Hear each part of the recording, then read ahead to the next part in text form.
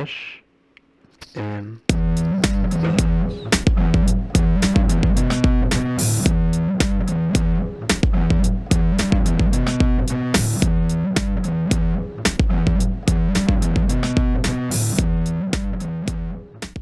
All right, welcome back to another episode of Fresh and Buds. I'm your host, Tommy Fresh. You guys are all my buds. Today, I will be joined by Jim and Bill and Jim from the Spikefeeders. We already actually had our conversation. I wanted to record a quick intro before we throw to them, cover some news, just mention packs and stuff like that. Check in on everybody, see how everybody's doing. I know I'm doing well. Just recorded a great podcast, and I also recorded with Flake on the Instant Speed podcast, which should be out when you guys are listening to this, which was like a lot of fun, and I'll be retweeting that whenever that comes out as well. But some quick news before we get into the Spikefeeders. The ban announcement came out the other day. And we got no bans, and this is actually, I think, a pretty good thing.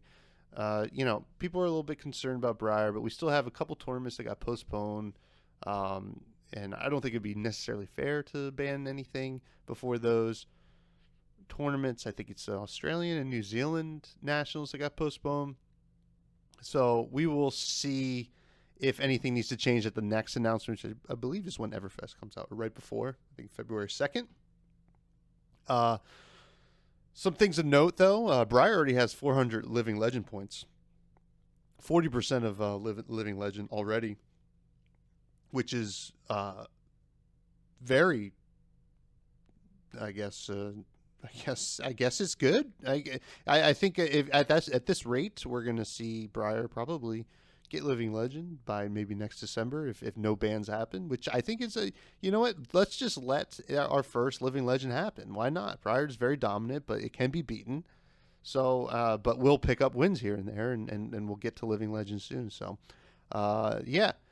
But other than that, I went to PAX Unplugged. I didn't get to play much Flesh and Blood, but I did play a lot of cool board games. I got to meet Garbage Andy in the Flesh and Blood, which was very cool. We didn't get to jam any games, though. We were all both pretty busy playing board games, and he was playing a lot of Magic. I played a little bit of Magic, too. Some Two-Headed Giant, which was fun. And I taught one of my good friends how to play Flesh and Blood, and newsflash, he loved it. He loved it. He loved it, and he loves it. So hopefully getting him to play a little bit more with me. He's a very competitive guy. He's going to want to do the ProQuest season, which seems to be semi-announced right now for the month of February into March. So very exciting. We are going to throw to Bill and Jim from the Spikefeeders right now, and I'm going to make them crack a pack before we even get into anything. So here we go. All right, we're joined by Jim and Bill from the Spikefeeders. How you guys doing? What's up, Spikes? Or Buds? What's up, Buds? Bud Spikes? Is that a thing? Maybe we can make that a thing. I mean, tiny cactus, bud, with spikes on it, makes sense to me. Oh, I like it. Oh, yeah. I'm into it, too. Well, before we get into the meat of the podcast, usually I do a Crack-A-Pack, and I figured what better way to do this Crack-A-Pack than just to throw you guys into the Lion's Den and see how you feel about some Tales of Aria cards. I'm going to crack it right now. Let's, how you guys feel about that? I like it quite a bit. I think Jim already knows what my thoughts on, or my thoughts on Tales of Aria are specifically when it comes to drafting. I have a very singular mind when I'm looking for cards. Blue glacial footsteps. It sounds like we are actually the same person. And I mean, you ever read Glacial Footsteps? Yeah, turn one, red glacial footsteps. One of the best things. All right, let's get that sweet sound going on there. It could happen to you. Let's see if I can get this open. All right. Well, the first card out of the pack is Icy Encounter Blue. This is the 4-attack, 2 defense, on hit, get a Frostbite. Sounds like okay. It's not the best, but I mean, if you're going into an ice strategy anyway, and you just need extra things to either fuse with or, at least it's a blue, it pitches for stuff, but that definitely would not be my first pick. Yeah, I think I would be hesitant to commit to ice. Like if we're talking pack one, pick one, you know? Yeah. Yeah, I don't know. Little lukewarm on that one. I'm No, medium. I agree. It's a harder strategy to just kind of force without other stuff going on first, and I don't think that icy encounter is necessarily good enough to be like, oh yeah, slam dunk, let's go. Absolutely. I feel I've been known to run the red one in some Oldham lists, but I definitely never start on the blue. The next the red one attacks for 6. Oh yeah, hit attacks for 6 is a great break point. Get that frostbite in there, make things really tough. Next one is something I wouldn't mind starting with is a red electrify. This is the one costed to defense. It's played in constructed and it's played in drafts quite a bit too. If it's played from Arsenal, draw a card, and next time an attack action card hits a hero this turn, deals 3 damage to them. Hey Bill, how do you feel about Lexi? I mean, I like Lexi quite a bit, and this fits into Lexi, but it also fits into the easiest hero to draft in Tales of Aria, which is Briar. Oh yeah.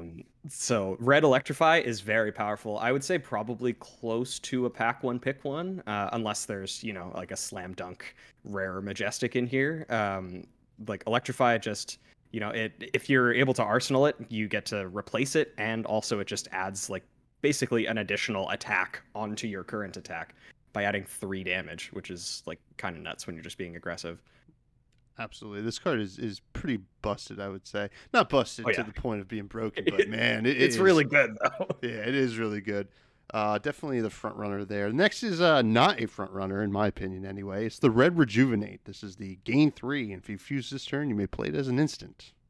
Oh yeah, I don't know if I've ever seen rejuvenate cast. Yeah, I don't think so either. I think I'm passing this one. yeah. I'm sure it will. Don't worry. Next is a card I actually like quite a bit is the red burgeoning. The earth attack action, if played from Arsenal, gets +1, and the red has 6 attack and is only cost 2. I actually do like that. Not necessarily a pack one, pick one, but it is a really strong attack if you're looking to play Oldhim or Briar. Probably more for Oldhim, but I mean, again, if we're drafting, then could be either one. It's just a generic big attack. It's basically like a command and conquer without the without the card advantage or any of the other good stuff. That's all of the stuff that makes it good. But I mean, it costs 2 attacks for 6. Sounds like command and conquer to me. Yeah, I mean, I guess that's kind of the vanilla test, right? It's 2 for 6 seems to be a good rate, and if you get it to 7, it's even better. So yeah, that's just the next break point. Like it just makes it so much more awkward to block. Oh yeah. And this is an unlimited pack, so the equipment is first. It's a rotten old buckler. I think not much to say about this. If you're an Oldhim, you want one, right? Yeah, absolutely. It's just an extra free block. Sorry. You're good. I mean, I do like picking these up because I do love Oldhim in this set. So we have our first rare. It's a blue Weave Lightning. The next lightning or elemental attack action card you play this turn gains +1. If it was fused, gains go again. I think that it's not a terrible choice. It's probably not something that, like we were saying before with Icy Encounter, it's probably not something that I would look at and say, oh, like, damn, it's time for me to go lightning. But if this was like, pack 2 or pack 3, I would definitely be looking for something like that if I was already doing lightning. Because, I mean, it helps for fusing. It can give go again if you're already like pretty high on lightning fuse cards. I do like Weave Lightning. Obviously, the better one would be the red one, but blue is still a solid choice for like filling out your 30. Jim, do you have much experience with the Weave Lightning? So, no, I actually haven't drafted Tales of Aria yet, so I'm going to defer to Bill on this one. All right.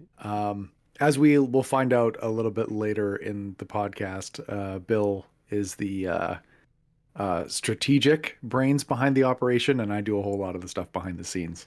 Okay, cool. Yeah, Jim edits and he watches me play a lot. Oh, I mean, you can learn a lot from watching. I know that. So, we do have a Majestic, which is fun. It's Awakening. So this is the 2-cost Elemental Guardian instant, has Earth Fusion. If you have less life than an opposing hero, create Seismic Surge tokens equal to the difference. If it was fused, instead create twice that many. Search your deck for a Guardian attack action card with the cost less than or equal to the number of Seismic Surge tokens you control. Reveal it, put it into your hand, then shuffle your deck. So I did the one of the times that I've drafted Tails. It might have been the first time actually. I definitely did play against an Oldhim deck that drafted an Awakening, and even just the bare minimum, he was already behind. He cast the Awakening and just searched for like a Glacial Footsteps at the end of my turn, and then attacked me for 10, like for free essentially. I think the floor on Awakening is pretty good, especially with all of these like overcosted like attacks. Even if you're only able to make 2 Seismic Surges, if it's a pretty close game, you can still attack with your your Burgeoning or whatever. I think that Awakening is pretty good. It's not like the most exciting Majestic that I'd like to see, but if you were already like if you were going into it being like I want to play Oldhim, this is like to me a slam dunk. I think it enables so many good strategies and follow-up plays, and really helps you try to swing tempo back if you're a little bit behind. Oh yeah, and then you could take a nice chunk of damage the turn you have it, right? And then end of their turn, just like, oh well, next thing's gonna be free, and I'm gonna hit you pretty hard. So yeah, and you don't even need to fuse it for it to be really good. Like exactly. It's base again. Even if you're only making 2, like that's still a good discount on a lot of the smaller stuff. And I do love it in Constructed as well. I do play it in Constructed Oldhim, and I think it's an all-star there as well. So I'll throw that over there. I'm a big fan of toolbox cards that allow you to sort of search out answers to your current situation. Oh yeah, I love it. And we got a foil. It's So Tomorrow Yellow. I'm not on this one unless it's blue, really, because I want to pitch to Oldham's Defense React. Normally, it's not the best outside of that, in my opinion. Yeah, it is a utility card, so having the extra like numbers in the text box really isn't as relevant as just having it pitch and be useful, like you were saying. Like definitely defense reacting with Oldhim would be the utility for that. I think maybe even full stop. I'm not sure. So Tomorrow has never really been something that's impressed me, but I'm open to being wrong. I think it just plays a role in Oldhim, from what I've seen. Only at the blue spot. I mean, if you're short on cards, obviously throw it in there. It won't hurt. For sure. And I think Oldhim in general wants to play more than 30, just because you tend to want to outlast your opponent. But yeah, it's definitely not getting first pick. I think we're still on Electrify. Next we have Inspire Lightning Yellow. This is the Elemental Runeblade action. Has Lightning Fusion, and if it was fused, deal 2 arcane damage. So when I first read Inspire Lightning, I thought it was really good because I was like, oh, like especially from a Magic perspective, I'm like, this is just Lightning Bolt. Like you just get to deal 3 arcane. But I think the hoop of having to fuse it in order for it to do anything at all is a little steep. When I played it in my draft Briar deck, I'm pretty sure I wasn't able to get it to do anything, just because it didn't work out properly. So I've been burned by it before, and I probably would look past it pretty quickly. It's funny that you say that you've been burned by it, but in reality, you want to burn other people with it, right? I want to burn other people, but it didn't happen that way. Yeah. So yeah, I've found that it's the same. Usually, maybe the red one you'll see one ofs because it's a nice way to end the game, but outside of that, not really on it. Red Snow Under. This is the Elemental Guardian attack action with Ice Fuse. If it's fused, when it hits, create a Frostbite token, and it bangs in for 7. 3 for 7 is a really good rate, just on average, because of the amount of blues you want to run anyway. For draft, I would say that this, again, it's not necessarily a pack one pick one type thing. Again, I think we're on Electrify, but if you're like two or 3 packs in and you're building a Guardian deck, I think this is a solid pickup. Yeah, I agree. I mean, I don't think we're going to see many pack one pick ones into this side of the pack with the hero stuff, But yeah, Yeah, Snow Under I is agree. a fine card to play in your Oldham decks. Yeah, for sure. Next, we got a red Overflex. Some Lexi love here. A 1 Mm. cost non-attack action. Next arrow gets +4. Reload. I mean, in Lexi, this is a no-brainer.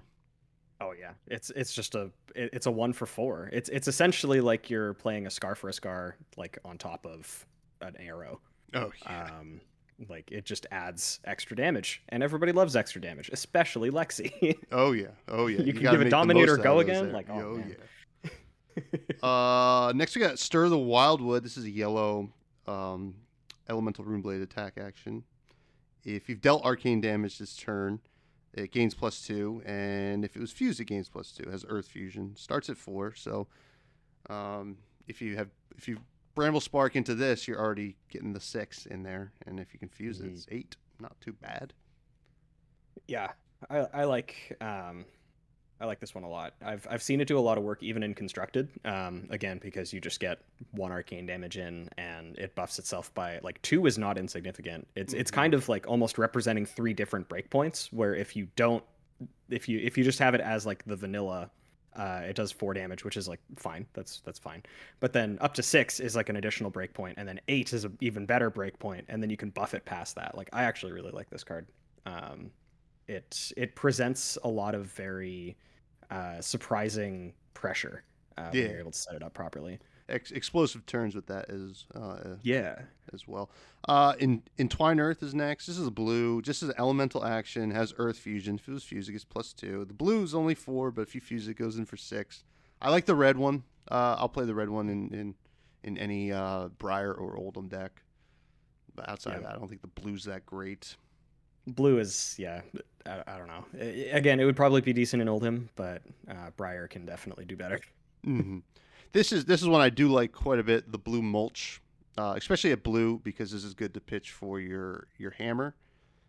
This is the Elemental Guardian attack action. 6 attack, 3 defense. If it was fused, it puts a card from your opponent's arsenal on the bottom of their deck. Yeah. So again, kind of a Command and Conquer. Yeah, build Little your bit. own, kind of. It's like the Command and Conquer we have at home. Yeah, exactly. Sometimes you just can't afford Command and Conquer, so you play Mulch instead. Which is totally Do fine. you win them? Yeah. Do you win as many games as if you had a Command and Conquer? Definitely No, not. but the nice thing, at least the red comes in for 8, so it's got some, I guess. 8's a lot. utility. 8 is a lot. And then the last card of the pack is Dazzling Crescendo. This is an arrow attack. This is a yellow one. It costs 0. If it was fused, it gains go again. Has lightning fusion, so good for those go wide turns. Basically anything with Lexi gets the juices flowing, gets the brain pumping. However that goes. That was a really horrendous rendition of those sayings, both of them. But but yeah, I love Dazzling Crescendo. That card is really strong. Obviously, red would be better, but I mean, if you're drafting, yellow is just fine because, as you said, go wide. Even just having it be a 0 for 3, just to like end a turn, is great. Yeah, no. Yeah, the most important part about this card is that it's given you a really good trailer soundbite. Bill talking about his juices. So clip it, Somebody at home, get it. Yeah. So that was a Kraken pack. I think we could safely say the red Electrify is where we want to be out of that pack. Yeah. The Awakening is like maybe close, but I think the Electrify just gives us much more of a chance. It presents more of a streamlined game plan instead of, now I have to like get additional pieces for this to be good. Yeah. Like Electrify is just a good standalone card, whereas Awakening is sort of an enabler, and you have to find things that it enables. So it's really putting it up to chance. Yep, absolutely. So that was our Kraken pack. So now we get a good feel for what you guys think, at least in the limited format. Obviously, Jim, sorry I didn't know that you haven't played limited, but we're gonna get to know a little bit about both of you now. First, I want to hear a little bit about each of yourselves. Whoever wants to go first, obviously, fire away. Just tell, get the listeners, the buds, a little bit of a look into who we're talking to today. I have been doing a lot of talking, so I'm going to volunteer Jim to start on this one. you got it. My name's Jim Lapage, and obviously we run this channel called the Spikefeeders. We started out as a Magic channel, and in the fall of 2021 of this year, we started a new channel called Spikefeeders Fab because we had been getting into Flesh and Blood gameplay. Yeah, I'm a little bit more into the Magic side of things, but I'm play Commander on that side of the fence. And I'm a member of the Commander Advisory Group over there. So talk a lot about that format. Yeah, I do all of our editing for Flesh and Blood, as well as probably about 60% of our editing for the Magic stuff. And yeah, we just kind of decide, well, you know what, we'll leave the story of the Spike Feeders to a little bit later on. But yeah, I'm a little bit newer on the Flesh and Blood side of things. I haven't gotten out to play quite as much as Bill and Jan have, and Elliot, but still really high on the game itself. It seems sweet. It sure is, and I do have to say, and we'll plug everything at the end, but I mean the gameplay videos that you guys put out are top notch. I love watching them; they're a lot of fun, and Thanks. I hope everybody checks them out if they haven't already. I imagine a lot of them have. So, and what about you, Bill? Well, I am Bill. I am Jim's little brother. We are we are related and actual brothers Okay, in I real didn't know life. that. Yeah. Just a funny quip. Elliot and I get mistaken for brothers more than Jim and I do, Yeah. which is funny because I am not related to Elliot in any way, shape, or form, and I am actually literally like blood related to Jim. So it leads to some interesting scenarios sometimes. We also joke But that Elliot is my son. He's not actually my son, though. It's just that yeah, I'm the only positive male role model in his life. So the family tree of our universe is really complicated, and I don't want to get into it because that's just a whole other podcast. Okay. That'll be the bonus app. yeah, Yeah, that's Patreon content. Patreon Yeah, content. Yeah. If I ever had But, one. But yeah, so I was initially on the Magic side as well. Obviously, we started the Spike Feeders channel. I don't want to get too far into it because, again, I think we're getting into that a little bit later in more depth. But what was it, about 2 years ago, 3 years ago now? We started Spike Feeder stuff. And we just started with Commander. I really liked Commander. It was a really fun format that I got to play with a bunch of friends. It wasn't necessarily as sort of cutthroat competitive, and that's what I really liked about it because I was able to build like this Teysa Envoy of Ghosts, big, dumb, black-white drain life deck, and instead of getting like slapped to death by Tarmogoyfs in Modern, I was able to play cool stuff. So I played Magic for a while, probably about, I don't know, 7 or 8 years, and just in the past, I would say 2 years, maybe 2.5, I got a little bit disillusioned with Magic. And then all of a sudden we got Flesh and Blood just like appeared on our radar. And we had a bunch of friends in the content creator community that were interested in it.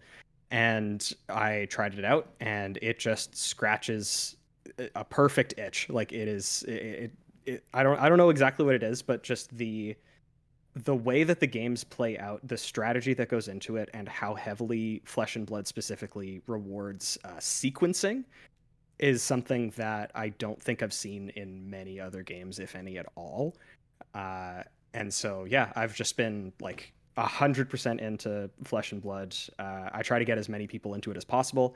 I am one of our 2 local level 1 judges. I passed my judge test probably about a month ago now. And Congrats. I work. Thank you. Thank you. It wasn't actually all that difficult, but it's just something that, I felt like I wanted to do because I wanted to contribute to our local community.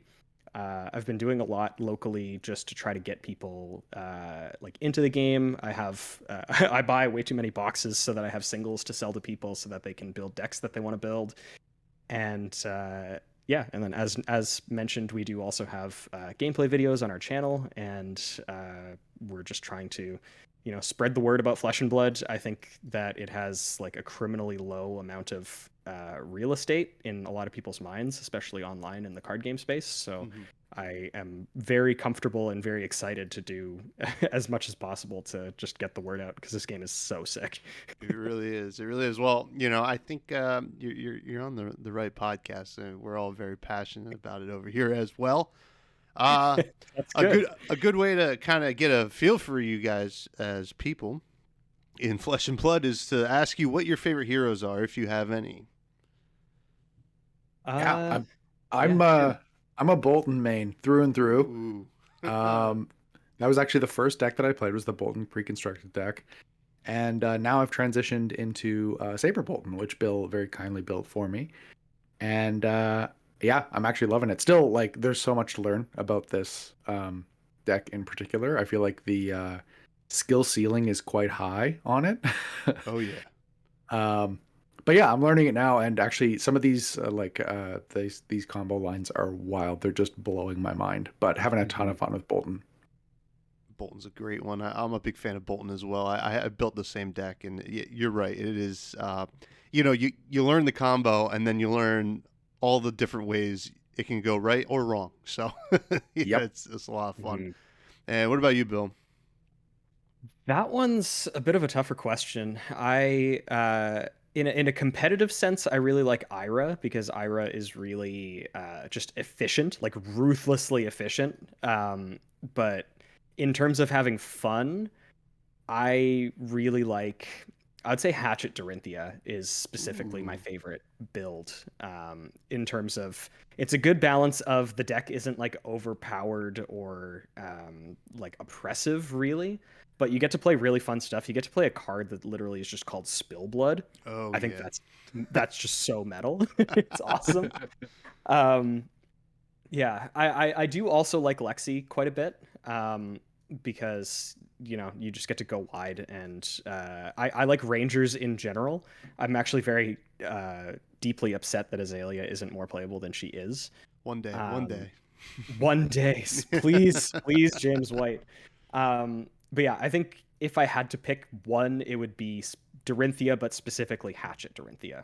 That's my final answer. That's both great answers, and you guys are obviously related. Both going for the Warriors. Now, where did the Spikefeeders journey begin? Because it's a well, obviously it's a great channel and a lot of great stuff you guys are doing for both Magic and Flesh and Blood, and there's always something that really sparks that initial. Let's do this. Let's start making videos. Let's get into this. Let's go. Well, where Yeah, did that the start? we should start a band moment, you know? Yeah, Yeah, exactly. but What are you guys actually, hanging out in a Um, garage? Like, who knows what's going on? yeah, actually, this is it's a bit of a long story, but for anybody out there that kind of knows the dynamics of Magic and Commander in particular, we played kind of a niche. I'm not going to call it a variant, but it's like almost a variant of Commander called CEDH or Competitive EDH. And we just sort of looked out at the landscape of content out there and didn't really see our experience being represented in the content that was out there. Mhm. In particular, we do a lot of like laughing and joking around when we're playing. It's a very like relaxed environment. We found that a lot of the competitive EDH content out there was a little bit more rigid and a little bit more focused on strategy. And you know, I was kind of out there on Reddit defending our way of playing the game, and I was reading some content from another content creator that I follow, who told me like, show don't tell, right? Like if you can show people what you're talking about, then it's going to go way further than telling people what you're talking about. And so I kind of, rounded up a couple of us and said, hey, like we could do this. We had no idea how to do it. None of us had ever like edited anything before. None of us had any equipment, and we all put in $200 and we bought a camcorder and a microphone and a bunch of other stuff, and we masking taped the camcorder to the light fixture in my dining room, and we filmed our first gameplay episode. Yeah, it was wild, but it's been kind of a long journey over the course of about 3 years, 3.5 years. And when Flesh and Blood came along, we kind of saw the same things happening in that there's a lot of like arguments online about, is Flesh and Blood the real deal? Is it just a speculator cabal that's looking to bilk people out of their money or whatever? And we were playing the game and we are like, no, this game is like legit. It's the real deal. There might be some other, stuff going on in the background, but the game itself is really good. Mm-hmm. And so, following the same line of show, don't tell, we said, you know what, we've already got all the infrastructure that we need. We can just do this. And so we did. We just filmed our first episode. And I actually showed it to Brian, to the professor from Tolarian Community College. Mm-hmm. I said, hey, like, you got us into you got us into Flesh and Blood through your How to Play Flesh and Blood video. And, now I got this going on. And he looked at me, he's like, this is incredible. And he's like, you got to get this out there. And so he like helped us out with designing thumbnails and all that kind of stuff. And he's been a really, really, strong supporter of the show. So that's kind of how we ended up with 2 gameplay channels. And it really is like a show, don't tell kind of thing. If you have something that you want people to know, just show them. Yeah, absolutely. And the both channels seem very successful so far. Obviously, I pay a little bit more attention to the Flesh and Blood one, but the Commander one, it seems to really do well, and obviously you guys are really well known for that.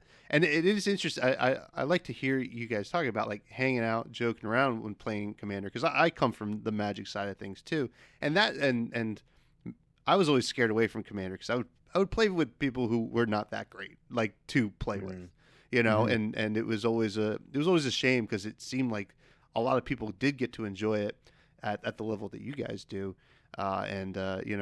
it's nice to have that out in the universe for people, on the Magic side of things, to see that, the guy at the LGS that you just played with that was a total jerk during a game is not the common denominator, I think, which is great.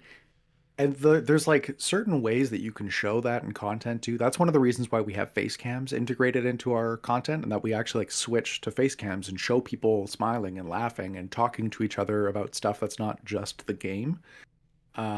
It's like a humanizing kind of thing. It's not just like a transactional, like I'm going to play this card and you're going to play that card, kind of environment. Absolutely. And Bill, were you along for the whole ride here with Jim? Yeah. I've been here from the beginning.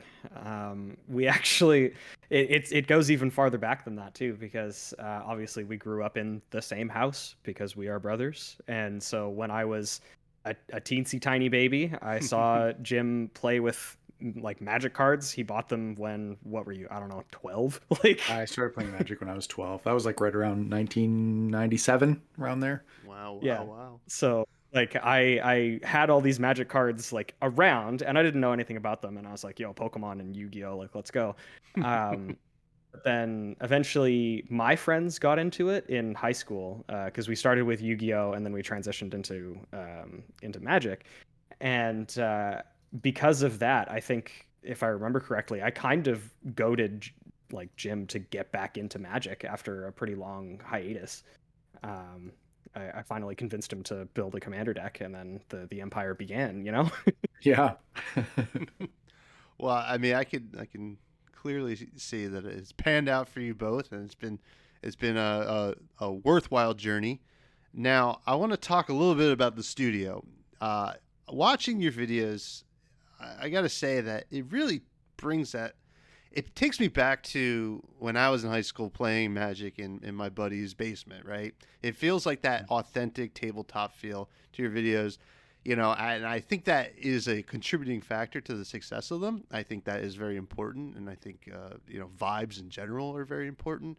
Now, can you tell me a little bit about the setup? What's going on there? Is this like some random basement, or is this some mythical room somewhere that maybe I'll end up playing Flesh and Blood in one day? What's going on? I mean, open invite, real talk, actually. Yeah, 100%. But this is in my basement, and it is it's a purpose-built studio, kind of. When we first started filming, like I mentioned, we were in my dining room, and we had a roommate that lived down here in the basement. That's where I'm recording from right now. And we kicked the roommate out, and decided that we wanted to refinish the basement. And this was kind of as the channel was picking up in popularity, and looked into it with my accountant. And it turns out that if I build a studio in my basement, then I can write off the finishing the basement. So I did that. Which, by the way, if you're a content creator out there, definitely talk to an accountant about what you can write off, because sometimes that is like as much as the money that you make in terms of profits off of your content. Oh, Yeah, sometimes it's a lot that you can write off. Yeah, sometimes Let it's me get quite a pen bit. out real quick. No. Yeah, because it's a home-based business, right? Like, Yeah. you know, as fun as it is, and as you know, it's you know, at the end of the day, we are like screwing around in my basement with my friends. It is also a business, you know. Yeah. And anyway, so yeah, it's a studio. It's kind of an open area in my basement. On the one side is a set of stairs that, you know, coming down from the side door of the house, and on the other side is a dry bar that we built in that basically just stores pretty much cards and recording equipment. It's got an open ceiling, which is really nice because I can mount a whole lot of electronic stuff in the ceiling. So we've got four LED panels, one at each corner of the table pointing down, which provides us really nice a glare-free view, as well as like lighting our faces fairly well. Mm-hmm. We've got three Sony ZV-1s. That's our overhead cam and our face cams. And what else we got, Bill? I think that's just about it. We have a much more complicated rig for streaming for when we do that, but that's it involves capture cards and physically moving Jim's computer. Oh, boy. yeah, it's a lot, but it's fun. Yeah. Now, do you have a background in all this technical stuff, Jim, or is this something you kind of learned as you went? Totally self-taught. I knew This was very absolutely much learn on the nothing job. about this. Yeah, I knew nothing about this before we started the channel. Now I actually know quite a bit about it, and this is what I do full-time for work. I not the channel, but I actually took a job at my day job as an instructional designer, and now I record and edit videos for them for my day job. Look at that. That's awesome. Yeah. Now I got to ask, it's something that like, I don't know what it is with my brain, but every time I watch one of your videos, the soda stream in the back, it's just something that sticks out to me. Are we streaming sodas down there? What's going on? Oh yeah, Jim is that's what we hard mean. addicted to TV static. Yeah. Bill always says that sparkling water tastes like TV static. Nice. It does. It's a fact. We also have a fridge in the studio, which you can see like just behind us, and it is like basically 50-50 beer and sparkling water. I drink a lot of it, like a lot. The beer or the sparkling water? But yeah, my parents bought me that soda stream for Christmas, and then we just don't have room for it in the kitchen, so it lives in the basement. Awesome. Yeah, I don't know why I see it every single time I look at. It's because it's like one of the only things on the counter. You're not the only one that's commented on it. Okay. So so we kind of went over when Flesh and Blood really started to come into the picture for you guys, I guess a couple of months ago, and the channel's really been a success, and it's got some great content on there and some great gameplay. Now, coming from the Commander side of things, do you feel that Flesh and Blood speaks to the Commander community? You know, it has its similarities in terms of, you know, you have like your hero or your commander, and you build your deck around that. Do you think that speaks to the Commander community, or not? Bill, you want to take this one? Sure, yeah. I think it does and it doesn't, in basically equal proportions, in my opinion. Because I think the thing that really drew me to Commander is being able to, like, basically express yourself through the game that you're playing. Like, with Commander, is a very open and blank canvas where you can say, okay, well, there's this one legendary creature that I really like. I want to build specifically around that to showcase that, or like this commander allows me to do like combo stuff, and I really like combo, and I want to combo with these things, or like I just want to make huge creatures, and it was full of possibilities. And I think that Flesh and Blood, the way that the hero system is designed right now, and the way that they've been printing heroes, I think it can live up to that, but right now I don't think it necessarily does. Not to say that there isn't like creativity and the ability to express yourself through a deck. Because I mean, you look at, you know, Lexi versus Azalea versus KO versus Shiana, like they're all really, really, really different decks. But with just the limited card pool, I mean, Magic has what, 28,000 cards that have been printed since 1993.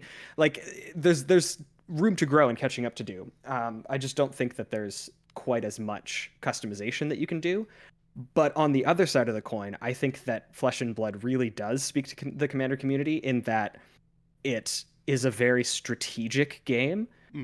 And that's something for me, at least as a Commander player. I loved being put into a situation where I had to solve a puzzle and my deck was the way that I could solve the puzzle.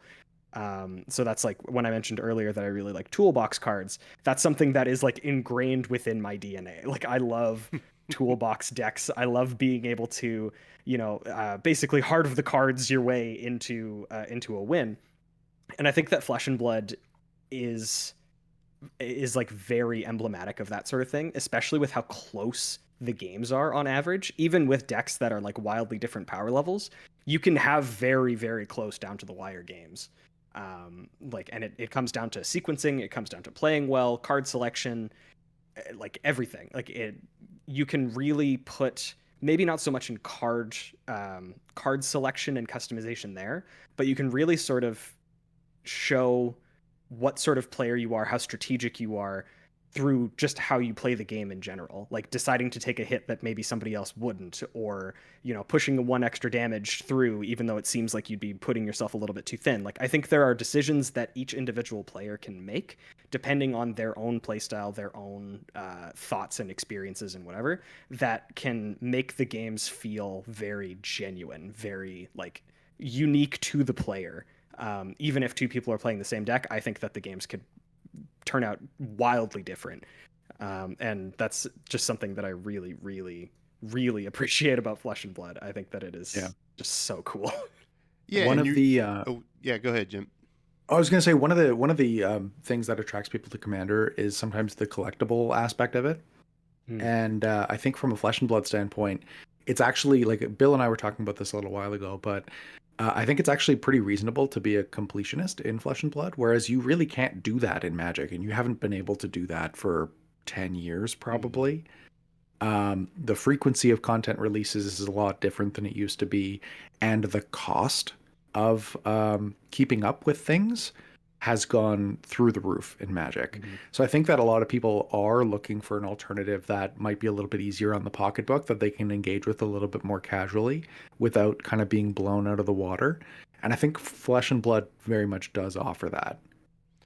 Yeah, absolutely. And you know, some people are like, well, these cold foil things are, you know, astronomical, yada yada yada. But you know, there are options. The rainbow foils and unlimited are always a lot cheaper, and you know, you compare them to some Commander staples. I mean, it is comparable to relatively a little bit more affordable sometimes. And to go back to something you said, Bill, about the puzzle thing, it is pretty incredible how every hand of Flesh and Blood is a puzzle to solve, and I definitely agree with that. And that is something that I personally have really enjoyed, you know, and I enjoyed similar Magic, like I guess hands as well, because I was a big limited player in Magic, so you know everything was always changing. It was no two decks were the same, and you do kind of get that feel in general in Flesh and Blood where you know no two games are gonna go the same way. So now you guys have talked about on the main channel a few times about the topic of diversity and inclusivity in Magic. Now, obviously, Flesh and Blood is a very young game, but I think it is worth talking about the Flesh and Blood community right now. We are seeing, you know, mostly, you know, men playing Flesh and Blood, but you know, I don't think women playing the game is non-existent, and I think we do have a lot of progress to be made, and I think, you know, it can be done. How do you guys view that from coming from the Commander side, which I feel is one of the more progressive sides of card games in general? Well, it's interesting because when you look at like a serious imbalance in play, and this is like not with any one group in particular, but when you see a massive overrepresentation of one particular group of people in a hobby or a place or whatever, the answer is usually that something is happening that's either scaring other people away or attracting that particular type of person, right? It doesn't happen by accident. Because if you walk down the street, there aren't a whole lot of places in Canada, at least. I don't know. There may be places in the US where this is different, but it would be unusual for me to get on a bus full of people and have them all be 35-year-old white men. That would be unusual, right? I might look around and say, maybe something's going on here. I don't know what, but it doesn't seem natural. You know what I mean?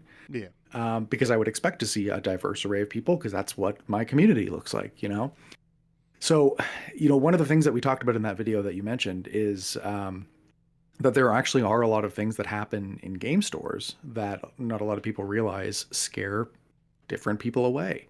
It could be casual misogyny, casual racism, casual, even like profanity can scare kids away or scare their parents away. And, parents don't let the kids play in the store. But a lot of the time, if that's a person's jumping off point for the game and it's skewed at that level, then that also tends to be reflected at the higher levels of pro play because that's kind of how things are fed, right?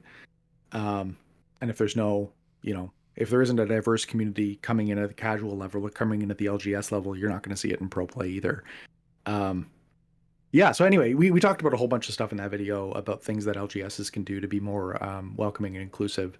And, we're not suggesting that people like burn their LGSs down and start over from scratch. It's things like clean your bathroom, like make sure that you've got accessible bathrooms or, when you hear people make a hateful comment in your store, tell them not to do that. It's like really, really easy common sense stuff. It's like not as complicated as you think it is. Not you particular, but a lot of people. I mean, coming from Magic, I mean, when I started in Magic, I guess it was around circa 2009. It was a lot of that. I remember, and I do think that community has come a long way, and I think a lot of LGSs have as well. But obviously, there's always room for improvement. I'm very, very blessed to go to a great LGS here in New Jersey called Highlander Games in Boonton. That's very accepting. We have a nice diverse community there, but it's not the case for everywhere. I just wonder, like, do you think that the LGS scene is where we can see changes in the flesh and blood community, or is there more that maybe something LSS could do? Do you think? I think my answer to that would be fairly similar to, we tackled a similar question about Wizard of the Coast in that video. I don't think there's actually a lot that LSS can do. One of the things that Wizards of the Coast does is for the highest level of their Wizards Play Network classification for stores, which dictates, how much pre-order stock they get allocated, things like that. It's all driven by organized play, but they're actually requiring their highest tier to have a code of conduct posted and a certain number of bathrooms available for events and that kind of thing. Interesting. So things like that are things that LSS could very easily implement. They're definitely positive things. But aside from that, like, it's not like LSS is going to be at your events, It's really more of a grassroots thing where, if you want to grow your community, there's a really easy way to grow, and that's make your community attractive to more than just 25 to 35-year-old white men. And I know that that's unpopular in some circles. We got dragged for it when we posted that video, and we might get it off of this as well. But, in the interest of having more people to play against, it seems like a slam dunk to me. Yeah. I mean, if people drag us for it, it is what it is. This is what we believe, but it is. I will argue that Flesh and Blood, in regards to the grassroots thing, I think Flesh and Blood might have an advantage there because of Flesh and Blood's natural grassroots nature, in terms of, Yeah. it seems to really have grown, because it is very much rooted in the flesh and blood, as they say. So yeah, it'll be interesting to see where the progress goes in Flesh and Blood. Obviously, I'm hoping for it, and I think there's a lot of progress to be had. So One other thing I would say is that I think Flesh and Blood also appeals to, like, it's not just solely siphoning off Magic players from, that might be disillusioned with a standard format that they don't enjoy or whatever. They are attracting people from like board game communities and other like tabletop gaming that tend to be quite a bit more diverse than Magic in general. Like, if you go to an average board game night, on average, at least from what I've seen, there are generally more women that play other board games or other tabletop games. And I think that that's a real positive. I know one of the comments that Prof made was that at the calling that he went to, that there were quite a few people that had never played Magic before at the calling. And I think that's a really huge positive, because I don't think that, if Flesh and Blood is just a format that's being propped up by disillusioned Magic players, it probably doesn't have a lot of longevity. Yeah. But if it's like organically growing from other games as well, and even just people that walk into an LGS saying, hey, what would be a good game for me and my friend to play, then that's a really good thing for its future. Yeah, I guess that catapults us into the next question. On the scale of needing sunglasses to needing to turn your phone flashlight on, how bright do you think Flesh and Blood's future is? Both Bill and Jim. I personally think right now there are a couple things that I have some concerns about for Flesh and Blood, just from a structural point of view. Mainly that I think that first edition and unlimited should be released side by side, so that tournaments aren't locked away only to the people that are willing to pay, it's like a 75 or 100% markup on first edition cards as opposed to unlimited cards. I think that sort of unfairly advantages people who, have the extra money to spend for at least, the one or two tournaments that happen just after a set's release. And just from what they've been doing right now in terms of printing, this is, a meme in the community at large anyway, but they need to stop printing rune blades at some point, right? Like, well, let's I'll not be believe too it when hasty. I see it. Yeah. But like in a real way, like they have, ninja, they have mechanologist, they have what other classes off the top of my head? What other classes exist? But the point is, they have these classes that they haven't revisited yet, that they're just sort of letting fester while they print a 4th, 5th, 6th Runeblade. So what I think they should do, and I hope that they're going to be doing, is holding back on printing new classes as fast as they have been, and start to just iterate on some of the older classes to fill them out a little bit. And maybe have, the structure that they have now where it's 2 main sets and a supplemental. They could maybe, have one set that introduces 4 new classes, and then the second set is building on those classes again, and then a supplemental for everybody, and sort of move on from there. I think that would be a relatively decent way to make sure that everybody's getting enough love. But other than those 2 complaints, I think that in terms of the actual mechanics of the game, in terms of what they're doing to support professional play, which was something that was really a sore spot for a lot of Magic players, they have a great pro play model. Honestly, I think they just basically scooped it from Magic when Magic was like, we don't need this anymore. And then the entire community was like, you did, and now we have it.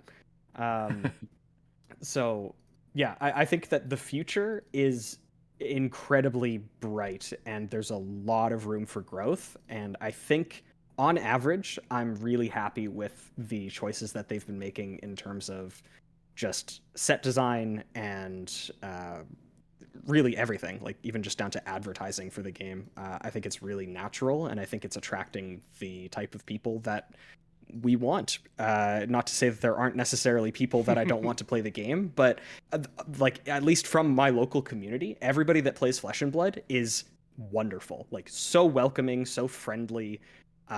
We have a fantastic community. There's nobody in my local meta that I sit across from them at a game night and say, "Oh God, not this guy again!" Like I'm so tired of listening to this guy. Like, no, I actually legitimately like every single person in our local meta as like as a human being. Well, except for and Elliot. that was except for Elliot, but he's not a human being, so it doesn't count. Uh, Now, no, but it is a lot of yeah. happy to be here, kind of like, I guess, attitude I've found in my community as well, and I think the community abroad. Mhm. Yeah, and like real talk, the gameplay that we produce is actually it's quite a bit of effort. And we definitely would not have made the jump to start an entire new YouTube channel, knowing how much work it is, from our experience with our Magic channel. If we didn't think that Flesh and Blood had a great future, it's a sweet game, and it seems like they got their head on straight. I agree. Now, a nice quick question before we get into some listener questions that I have. This is, I know, Bill, you're always talking about some no skip albums, and I want to extend this to Jim. I want to hear your favorite album of all time. I'm talking negative amount of skips, no skip ever.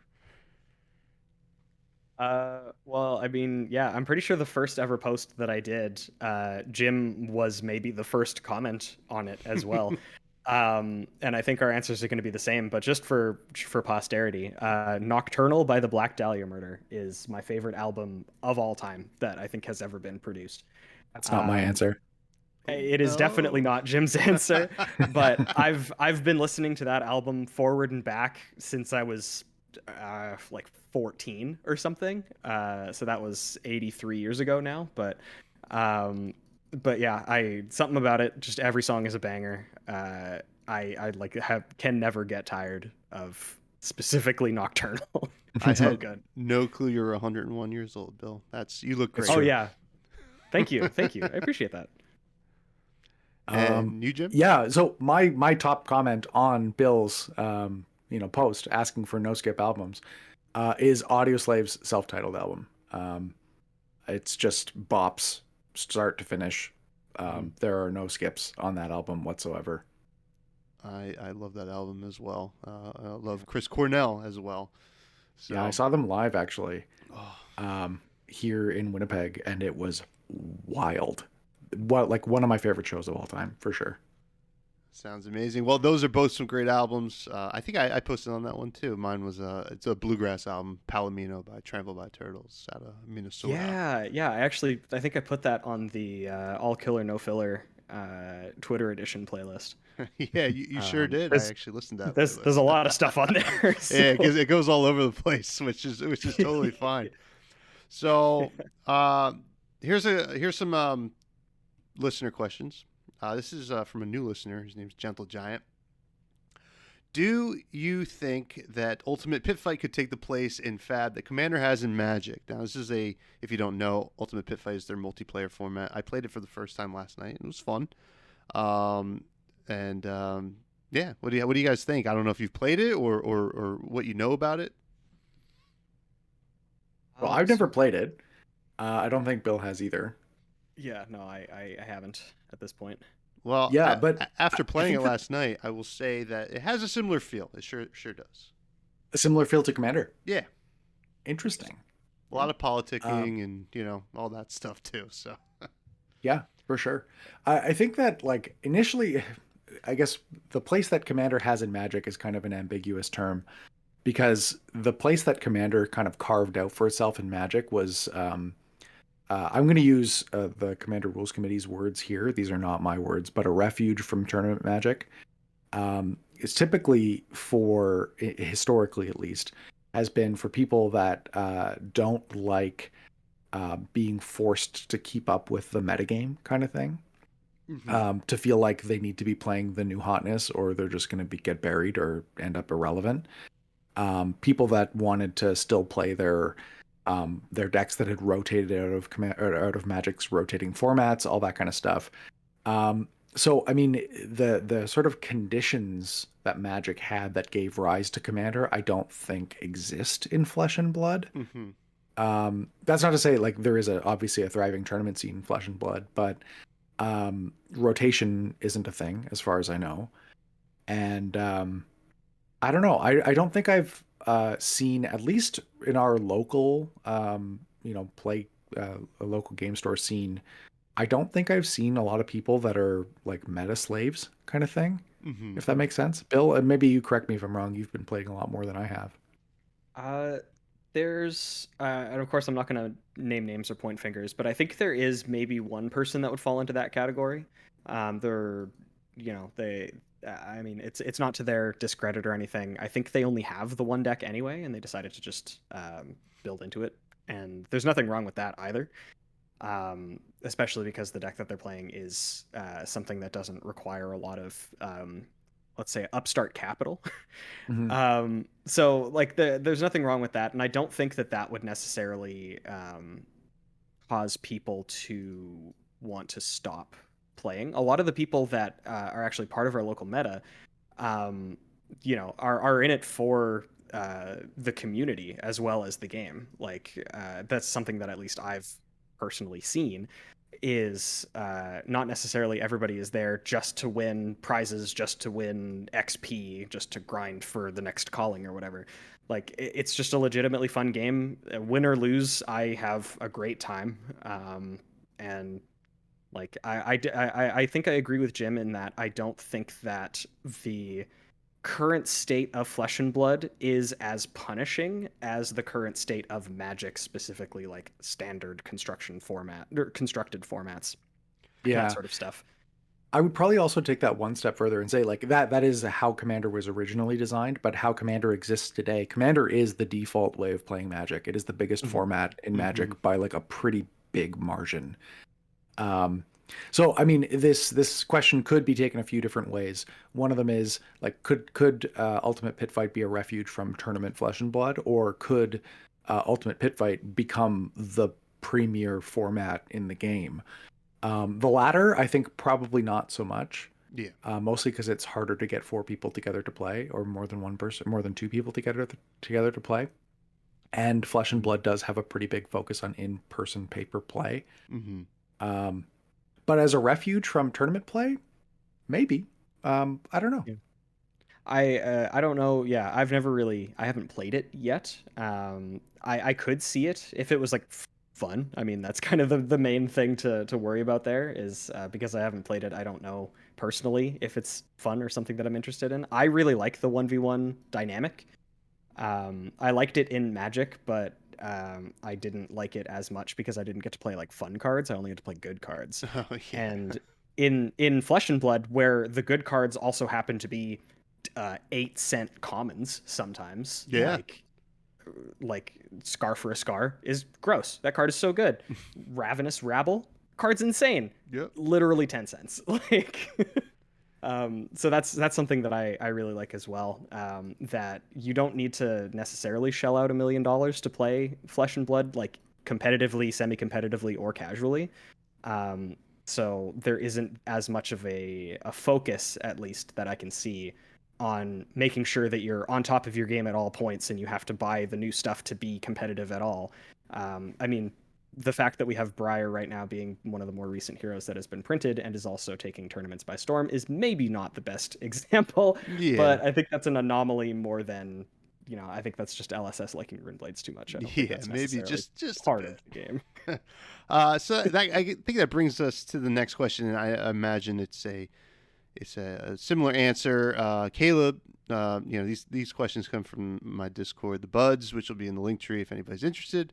Have you heard or tried Fab Arena? This is, I guess, a community-driven format with 2 heroes that share life total and class specialization, and is singleton. I believe this is probably a more, I guess, a format that is trying to be a little bit more like traditional Commander in a way. But I'm imagining, since you haven't tried Ultimate Pit Fight, you haven't heard about this one either.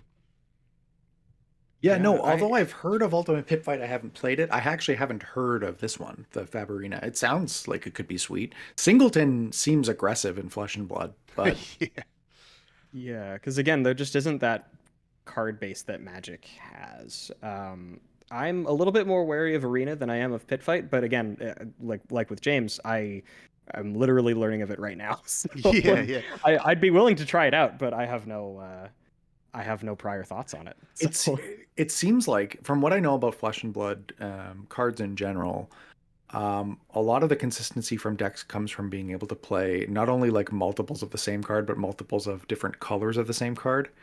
And it seems like you would have to flesh out a deck, depending on deck size, but to flesh out a deck, it seems like you would have to dig pretty deep. Yeah, Or yeah. maybe I'm not your deck sure. with generic cards. I don't know. Yeah, I guess- I saw that it was this. I think it started as a Reddit post like a while ago, but I haven't really looked into it since then. So I'm not entirely sure how well it pans out. But I think it has a strong community following. Some people are trying to build and get it going. So I guess, sorry, I'm rereading the question now. You get to play, is it that you get to play 2 heroes? yeah, so it's like a combination. I think it's like almost like a tag team, right? You're building a deck that's like a tag team of heroes, which is a really cool concept. I think That And is a cool concept. It's something I would like to look into. It's just obviously. Oh, I thought this was like a two-headed giant kind of thing where you're playing 2 heroes that are on a team split between 2 players. If it's 2 heroes single deck 1v1, then I don't think you run into that problem that I was talking about before, where you have to Yeah. dig really deep. Yeah, it seems like a really cool thing to do. I guess yeah. I'll have to check it out either way. But Yeah. I'll Do you have get to to find the draw Reddit 8? post and share it with you Do you guys. get to draw 8 cards? Oh, I don't know. It's probably just 4. Powerful. Yeah, that might be pretty wild. 8 is like game breaking. That's a lot of resource. All right. So next we got Gary, who he asked, "What are the parallels that you guys see between Flash in the Pan Magic formats like Oathbreaker, which I had never heard of? Choose a spell and a commander to always cast, versus Flesh and Blood hero weapon equipment seems like a similar concept when you think of it, but the game is very different." Okay, I have thoughts about this. Okay. All right. I have fewer thoughts. Do you mind if I just go first to get them out of the Go way? right ahead, yeah. The thing that really draws me towards Flesh and Blood is that the hero weapon and equipment thing is very like RPG feeling.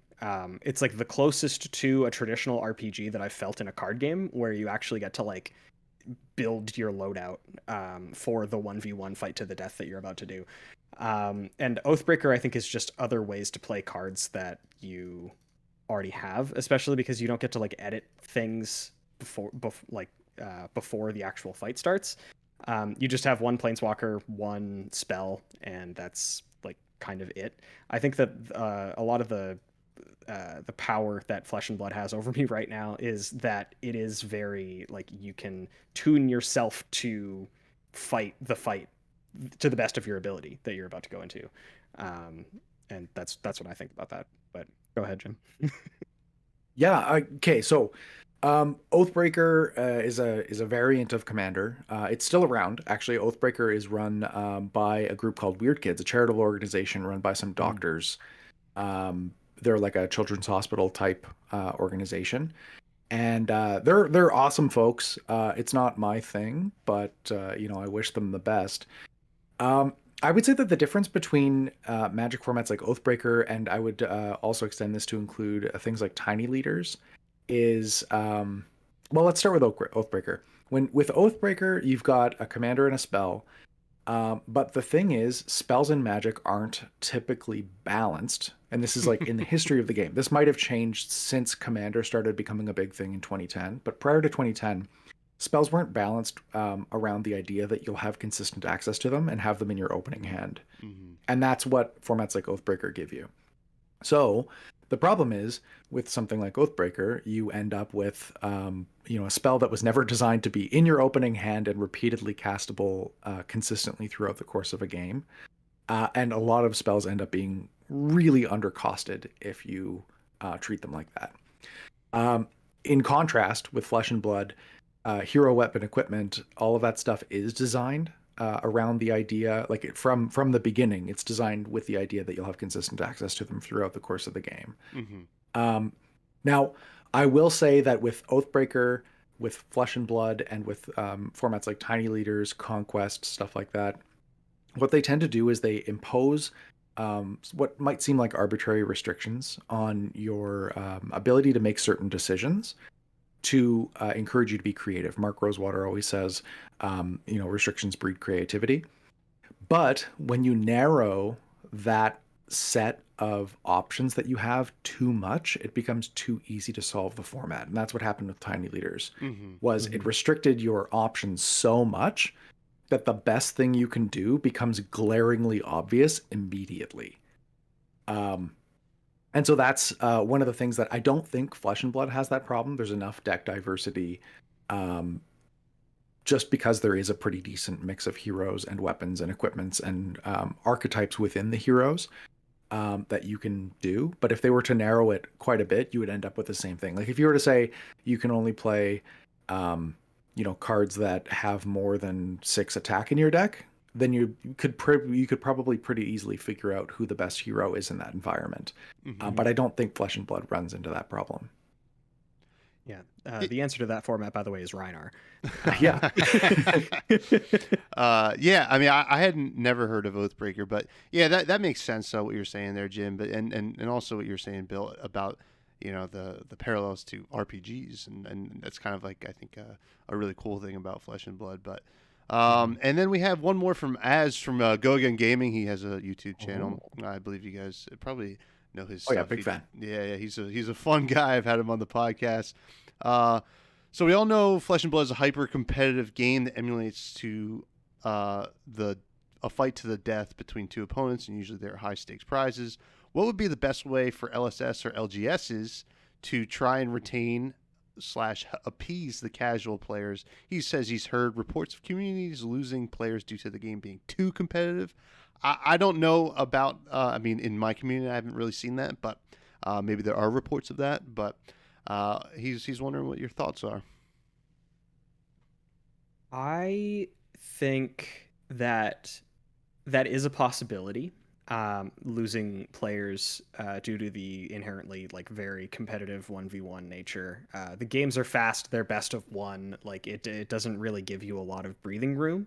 Whereas tournaments in Magic, it's best of 3. So even if your deck stumbles for one game, you can still technically pick up the other 2 games and still end up being the winner of that round.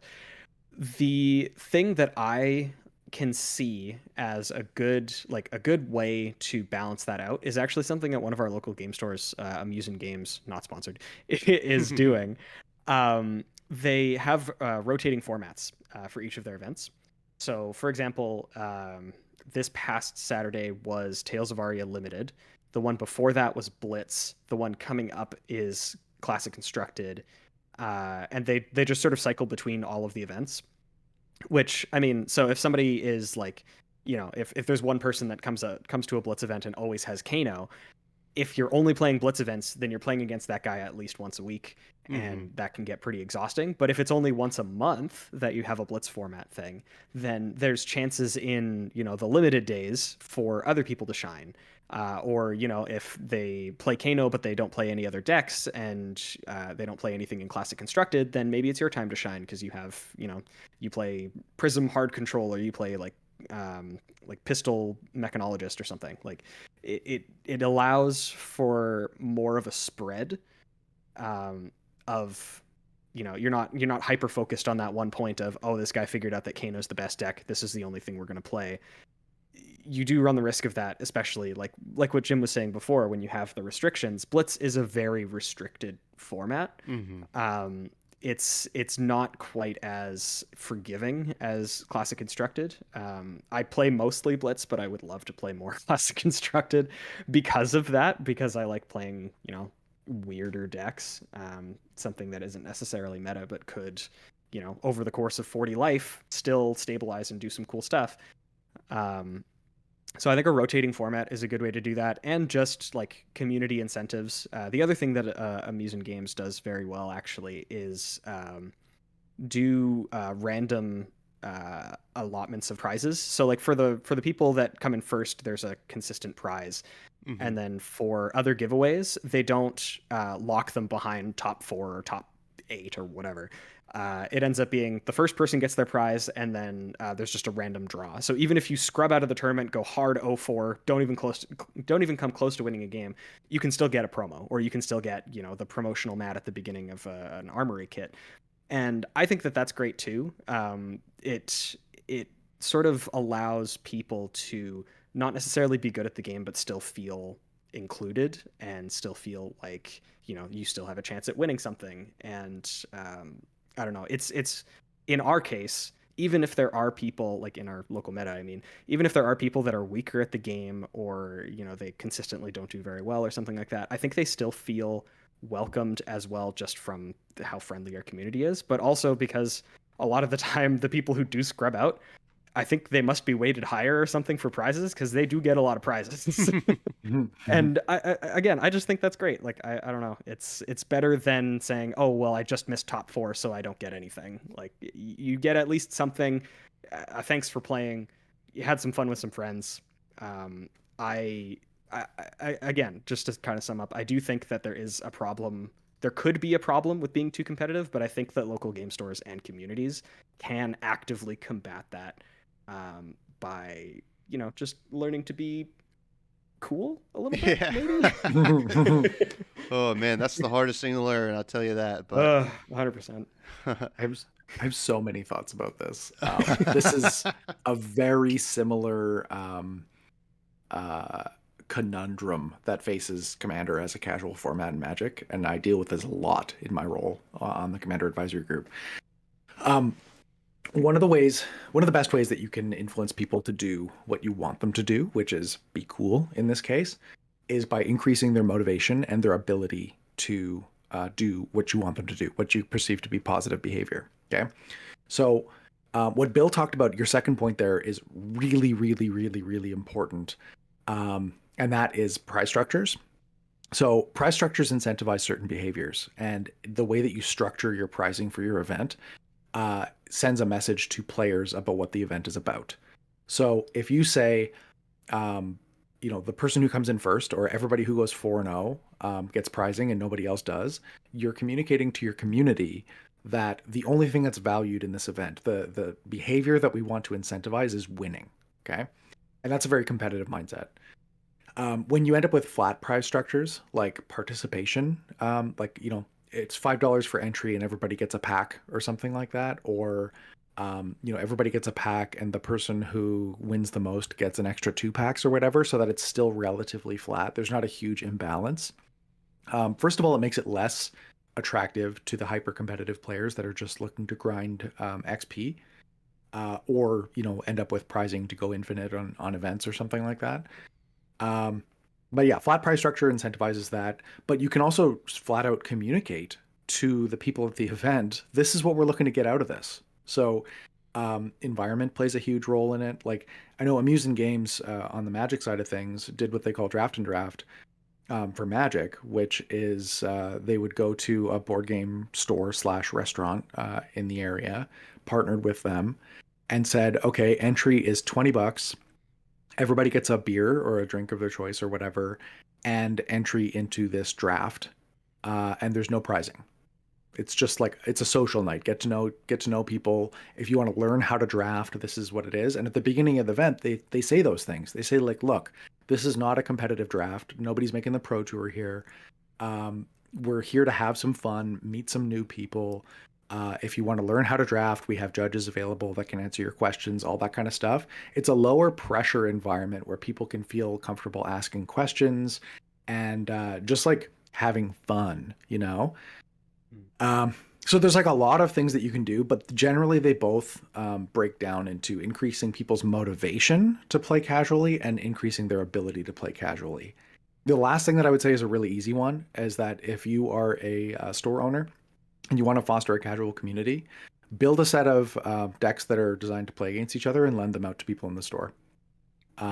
Balance them against each other power level wise so that the matchups are all pretty good, and just set them together like a battle box. And then that way people can pick it up like a board game where they don't need to be invested in the meta to know how to build the deck, and they could just pick it up and try the game out. Pre-constructed decks are pretty okay for that. but some of the pre-constructed decks have really bad matchups against each other. Like, Shannon and I bought pre-constructed decks. I bought Bolton, and she bought Levia. No, sorry, she bought Prism. And Phantasm feels real bad when you can never trigger Phantasm. Oh, yeah, yeah. You know? So, like, that's the kind of thing where, like, it was just a bad matchup for me. And so if those were the 2 decks that were available at my store, I might not be incentivized to play it beyond the first try, because I just felt like it would be unwinnable. But if you had, like, more thoughtfully created entry-level decks that were balanced to play against each other that you could lend out, or a cube for drafting, that could be attractive to more casual players as well. Yeah, I actually think both those ideas are great. I like the flatter prize structure. My LGS kind of does that. It's like pack per win or whatever, and then everybody in the top 8. If we get more than or if we get more than 8, it's they get the promos, and there's random promos, door prizes, stuff like that, which I think is a great way. It fosters a nice,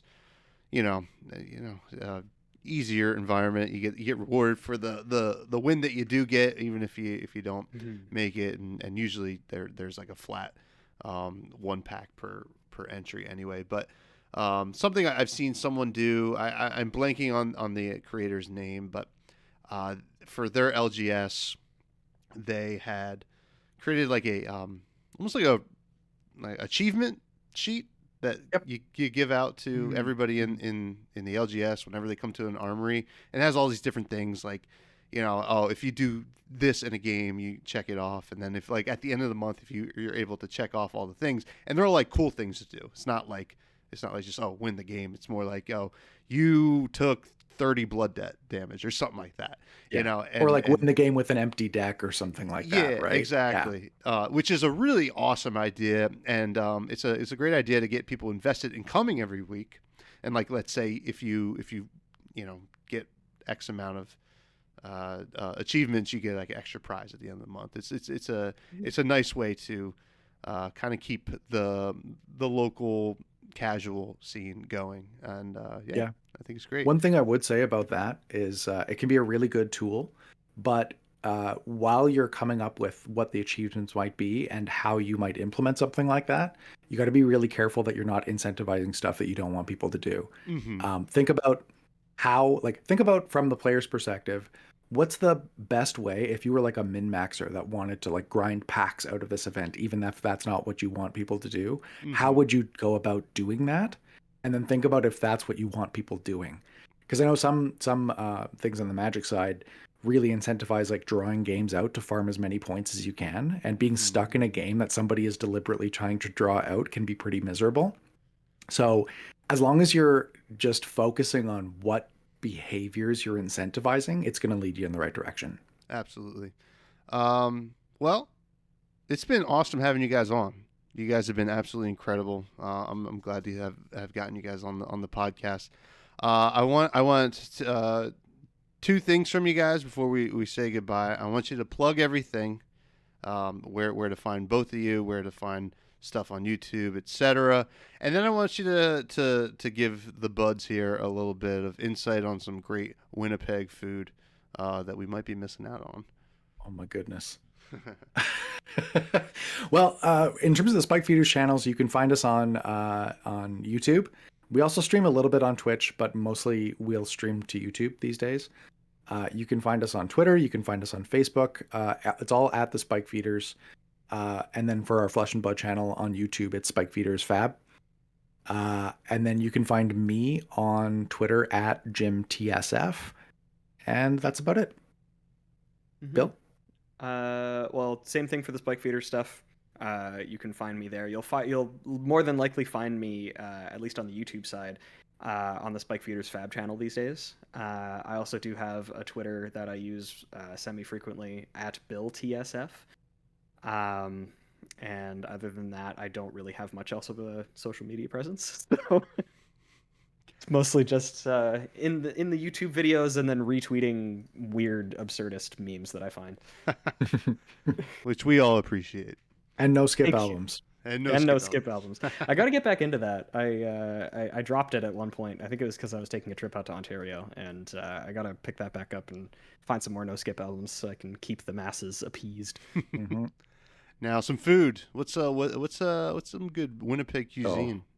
Winnipeg's food scene is actually out of control. It's so good. Yeah, Oh, man. that's a much more difficult question than I think you realize. Oh, Yeah, no. like it's kind of random. Like there's not a whole lot going on in Winnipeg. We're kind of like, for all of you folks that might be in the US listening, it's kind of like living in a capital city of like a flyover state. But the food here is bonkers. It's so good. One favorite of the Spikefeeders world headquarters here is Lapage, which is a Middle Eastern street food restaurant. They make something called donaires, which is like an Eastern Canadian thing. It's very similar to like a kebab or a gyro, Yeah. but it's got like a sweet sauce that's made out of condensed milk and vinegar and garlic. Oh wow. It's really good. Oh, man. But it's like shaved beef roasted on a spindle mixed with like assorted vegetables like onions and lettuce and tomatoes and stuff like that. It's so good. I am certainly glad that I ate before the podcast because that is normally would make me even more hungry. Are you on the same page there, Bill, with Jim on those?